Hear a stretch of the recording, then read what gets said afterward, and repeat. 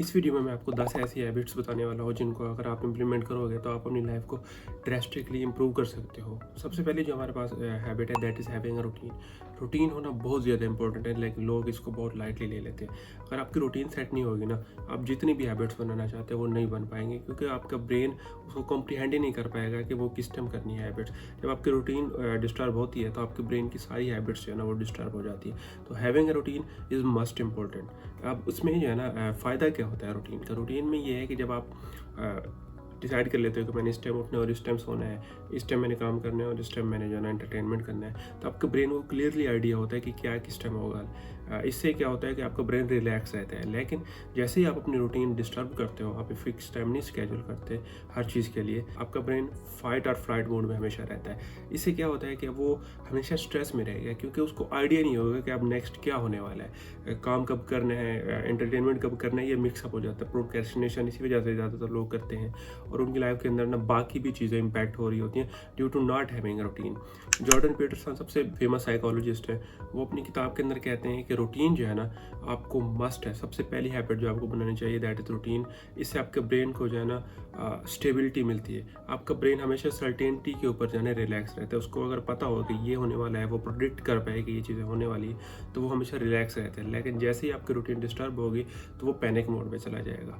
तो मैं आपको सबसे पहले जो रिकमेंड करूँगा ना कि आप लाइफ टाइम के लिए इस रूटीन को फॉलो करें, इस हैबिट को फॉलो करें। वो ये है कि सबसे पहले आप अपने रूटीन बनाएं। आप इसमें अब एक्शन स्टेप क्या है, आप जो है ना डिसाइड करेंगे सबसे पहले आप किस टाइम सोएंगे, किस टाइम उठेंगे।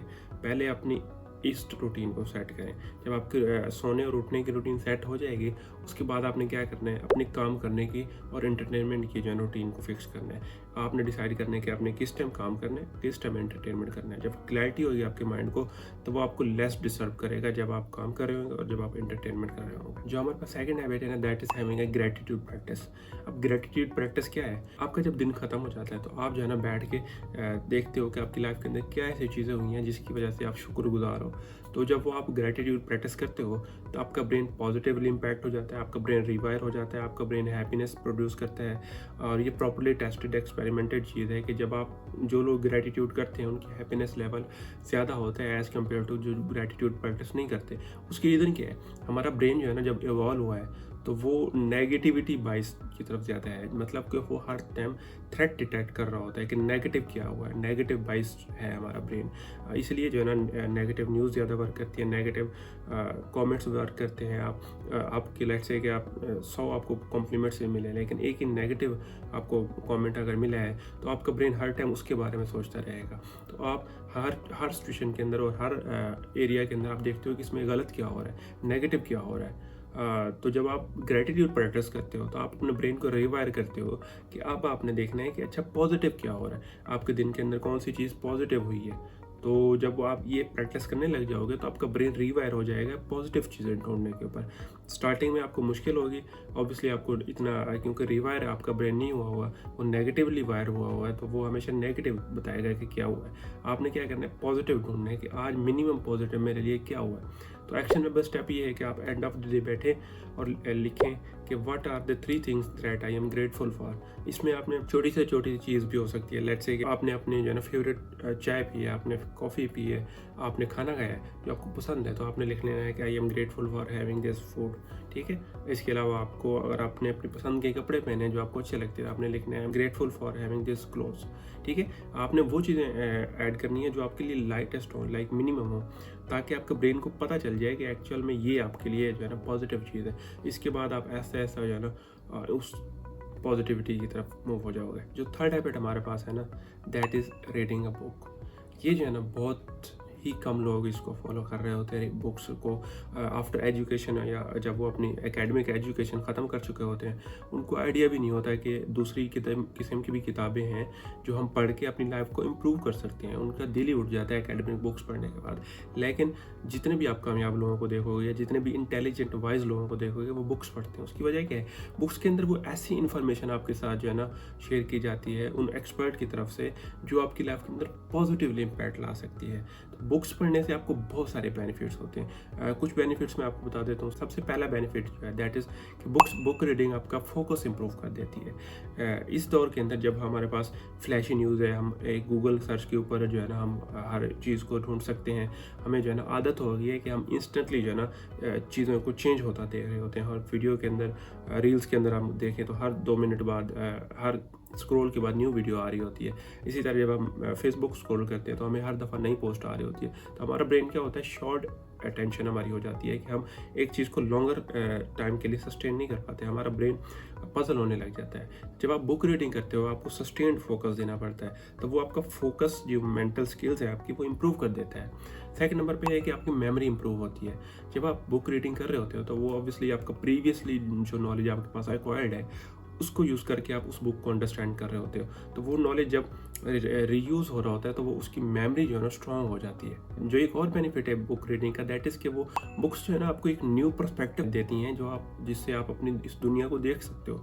अगर आपको लगता है कि सारी दुनिया ही जो है ना मतलब ही है, जब आप ऐसी बुक पढ़ते हो जिसमें आपको बताया जाता है कि दुनिया तो न्यूट्रल है, दुनिया को कोई परवाह नहीं है कि आप क्या कर रहे हो, वो अपनी लाइफ के अंदर जो है ना मसरूफ़ है, ना वो आपके लिए नेगेटिव सोचते हैं ना वो पॉजिटिव सोचते हैं, वो तो आपके बारे में सोचते ही नहीं है। जब आपके पास ये पर्सपेक्टिव आएगा तो आप कहोगे अच्छा मैं तो उसके बारे में किसी और वे में सोचता था।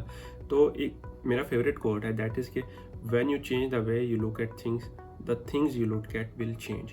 तो बुक रीडिंग शुरू करें। तो इसमें एक्शनेबल स्टेप ये है कि आप डिसाइड करें कौन से एरिया को अपनी लाइफ के अंदर आप इम्प्रूव करना चाहते हैं। वो आपके स्किल्स हो सकती हैं, वो आपकी फाइनेंसेस हो सकती हैं, वो आपकी हैबिट्स हो सकती हैं, वो आपकी कोई भी स्किल हो सकती है, कोई भी लाइफ का एरिया हो सकता है। उसके रेलिवेंट बुक सेलेक्ट करें और उसको जो है ना रीड करें। मैंने जो है ना 10 बुक्स सजेस्ट की हैं जो मुझे बहुत पसंद है। अगर आप पढ़ना चाहते हैं तो वो जो है ना वीडियो आपको ऊपर मिल जाएगी यहाँ पे या यहाँ पे, तो उसको आप देख सकते हैं। जो फोर्थ हैबिट हमारे पास है दैट इज़ सेटिंग गोल्स। अब इस हैबिट की वैल्यू वही लोग जानते हैं जो कामयाब हो चुके हैं। जो लोग न्यू लोग होते हैं, जो कामयाब नहीं हुए होते हैं, जो बिगिनर्स होते हैं अपनी लाइफ के अंदर, ग्रोथ के अंदर, उनको लगता है कि goal setting is a cliché thing, इसके अंदर इसकी कोई वैल्यू नहीं है। लेकिन गोल सेटिंग आपके ब्रेन के लिए बहुत ज़्यादा इंपॉर्टेंट है। वो क्यों? क्योंकि आपका ब्रेन जो है ना it works like GPS system. अब आप अगर अपना गूगल मैप्स खोलो, उसके अंदर आप कहीं जाना चाहते हो तो आपको उसकी डेस्टिनेशन ऐड करनी पड़ेगी। विदाउट डेस्टिनेशन आप नहीं जा सकते। आपके GPS सिस्टम को, आपके ब्रेन को 2 चीज़ें चाहिए होती हैं। एक कि आप कहाँ पे हो, दूसरा आप कहाँ पे जाना चाहते हो। जब आप कहाँ पे हो और कहाँ पे जाना चाहते हो ये डिसाइड कर लेते हो तो फिर आपका ब्रेन आपको हाउ के बारे में बताता है कि आप कैसे वहाँ पे पहुँच सकते हो। लेट्स से कि आप लाहौर से इस्लामाबाद जाना चाहते हैं। अब आपने मैप के अंदर आपने इस्लामाबाद की डायरेक्शन लगाई, आपने जो है ना डेस्टिनेशन लगा लिए, अब आप रवाना हो रहे हैं। अब आप जब चलने लग जाओगे तो आपको पता चलेगा कि मैं प्रोग्रेस कर रहा हूँ। भाई पहले यहाँ पे था, अब मैं यहाँ पे पहुँच चुका हूँ, अब मैं इतना मेरा जो है ना फासला रह गया। लेकिन अब अगर आपने डेस्टिनेशन डिसाइड ही नहीं की, अब सुबह से निकले हो आप शाम को हो गई है, लेकिन आपको क्लियर ही नहीं है कि आपने पहुँचना कहाँ है। इसी तरह लोगों के पास ड्रीम्स होते हैं, उसके बारे में जब वो गोल्स नहीं बनाते तो अपनी लाइफ के अंदर वही चीज़ें करते रहते हैं जो उन्होंने करनी है। और एट द एंड जब वो महीने गुजर जाते हैं, साल गुजर जाते हैं, फिर वो कहते हैं मुझे वो चीज़ें अचीव क्यों नहीं हो रही जो मैं चाहता हूँ। बाकी लोग तो वो चीज़ें अचीव कर पा रहे हैं, मैं क्यों नहीं कर पा रहा। उसकी वजह ये होती है कि वो गोल सेट करते हैं और उन गोल्स के ऊपर वो काम करते हैं। अब आपके लिए एक्शनेबल स्टेप ये है कि आपने देखना है कि आप अपने अगले 3 मंथ्स के अंदर क्या अचीव करना चाहते हो।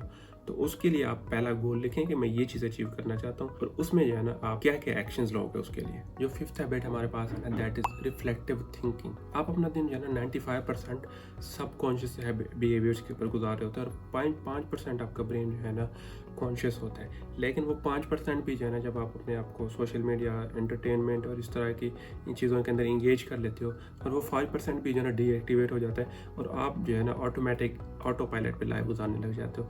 इसका नुकसान ये होता है कि जब आप ये नहीं देख रहे होते कि क्या आप जो कर रहे हो वो आपको वहाँ पे लेके जा रहा है जहाँ पे आप पहुँचना चाहते हो, तो आप ऑटो पायलट पे ज़िंदगी गुजार रहे होते हो, आप गोल्स अपने नहीं अचीव कर पाते और आप अपनी लाइफ को वेस्ट कर रहे होते हो। इसको सॉल्व करने के लिए जो हमारे पास वे होता है दैट इज़ रिफ्लेक्टिव थिंकिंग।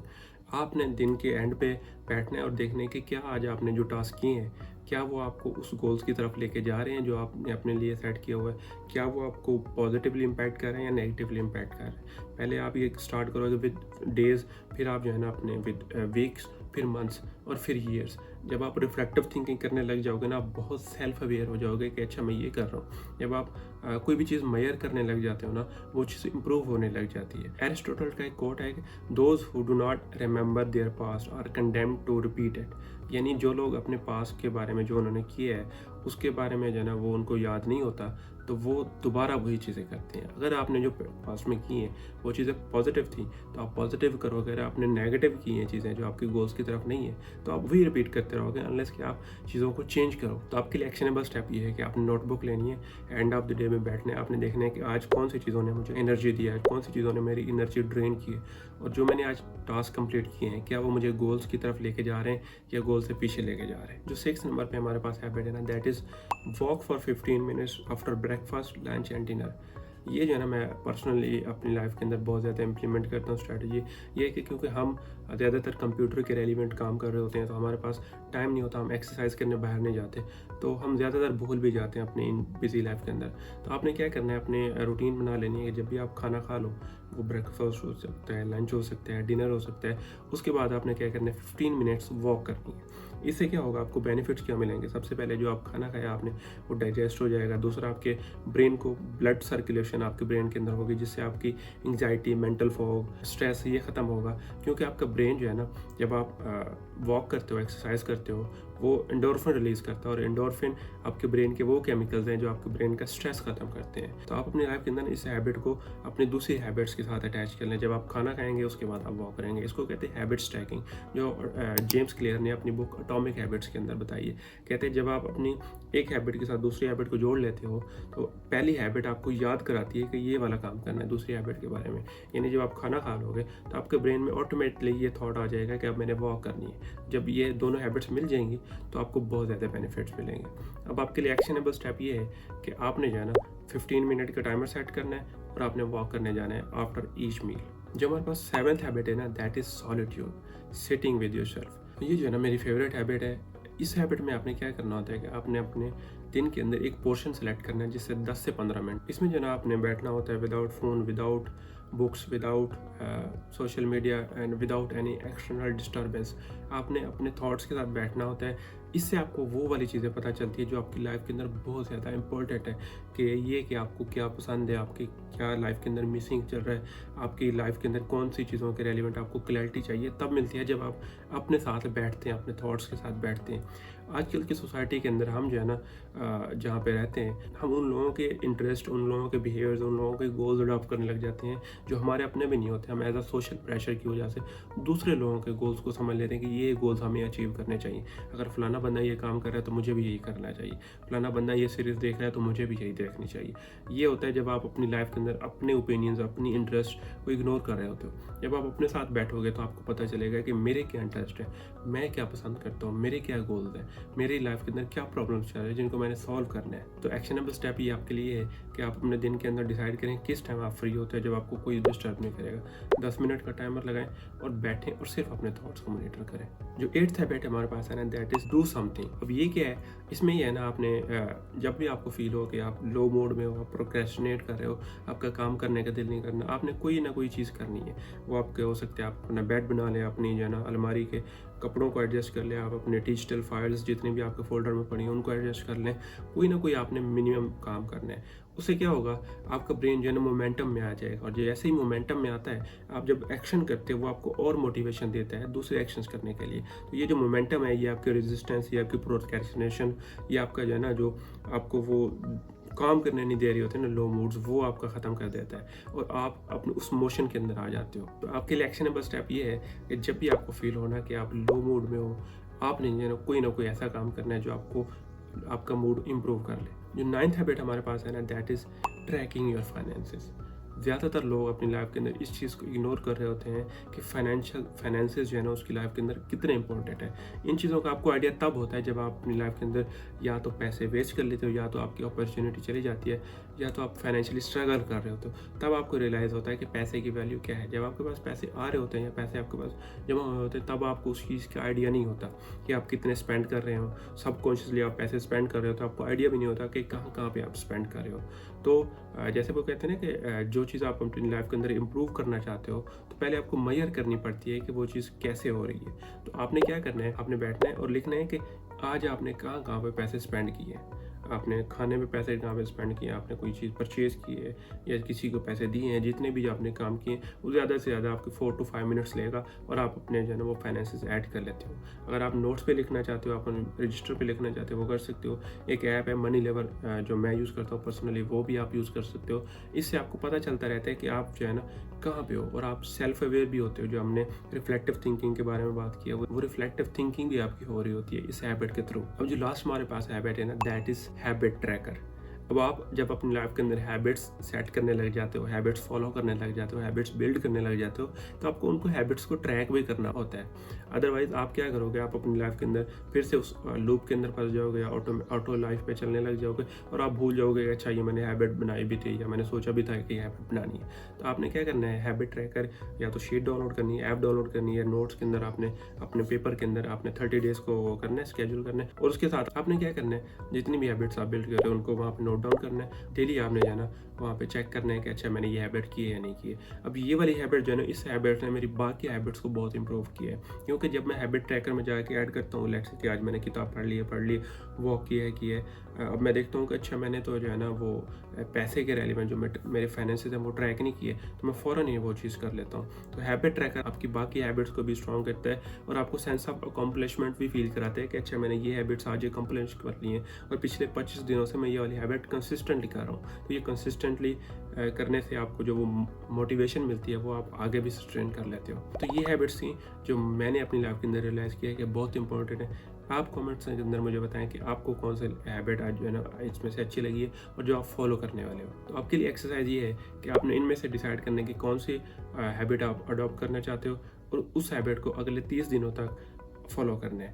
आप एक ऐप है जिसको आप डाउनलोड कर सकते हो, जिसका नाम है एटम्स। उसके अंदर आप 30 डेज़ तक डेली जो है ना अपनी हैबिट को जाके ट्रैक करें, ताकि आप उस हैबिट को कंसिस्टेंटली फॉलो कर पाए। मिलते हैं आपको नेक्स्ट वीडियो के अंदर। अगर आपको ये वीडियो पसंद आई है तो आप इस चैनल को सब्सक्राइब कर सकते हैं, क्योंकि हर संडे 5 PM को मैं अपनी एक न्यू वीडियो लॉन्च करूँगा।